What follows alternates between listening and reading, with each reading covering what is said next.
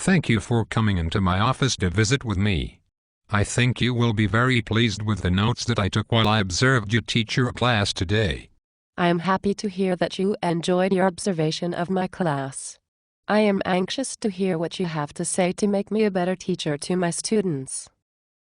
One of the things that I noticed about your teaching is that you were fully aware of student understanding on the topic that you were covering in your lesson today.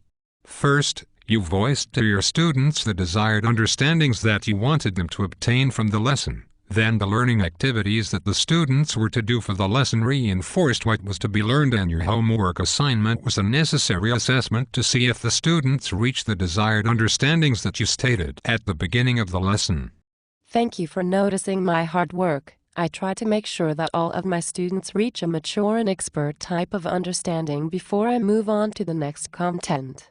How do you make sure that students reach this type of understanding? Do you have something that you follow to make sure students understand the topic that you are covering? Why, yes, of course. But first, it is important to realize that understanding is multidimensional and complicated. Let me explain it to you. There are 6 facets of understanding. These facets offer windows into a child's understanding and transferability. Please explain these facets more to me. I am very interested into what you have to say about this. Well, I was about to explain the 6 facets to you before you interrupted me. The first facet is explanation. This type of understanding requires the student to explain what they know and give good reasons to support their understanding. In order to meet this understanding of my students, I try to develop units around questions, issues, and problems that demand my students to explain what they are learning. That's pretty simple to understand. Please go on. The second facet of understanding is interpretation. The students must translate the things that have been taught to current or past experiences. In order to develop this type of understanding in my students, I provide types of assessments that are far different from the typical right answer questions. I noticed this in your homework assignment that you gave to the students today. Exactly. The third facet of understanding is application. In my opinion, application is central to understanding. I try to provide my students with performance-based assessments that require them to apply their new knowledge into something more realistic. Good. The fourth facet of understanding is perspective. In order for my students to obtain this type of understanding, they must see things from another point of view. I am having a hard time getting my students to reach this type of understanding because it is a mature achievement, in which even some adults do not reach. Yes, I can see how this can be difficult for students to reach this understanding. Do you do anything to offer different perspectives to students? Yes. In each of my lessons, I try to provide students not only with the diverse viewpoints from their classmates, but also the different perspectives of the experts on the same idea.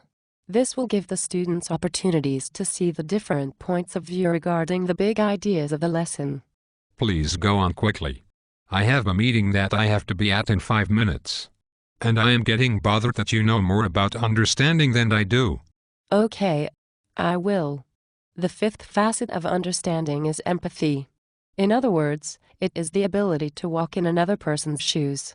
Unlike perspective, I try to get my students to fully embrace the insights of someone by walking in their shoes. Take you for example.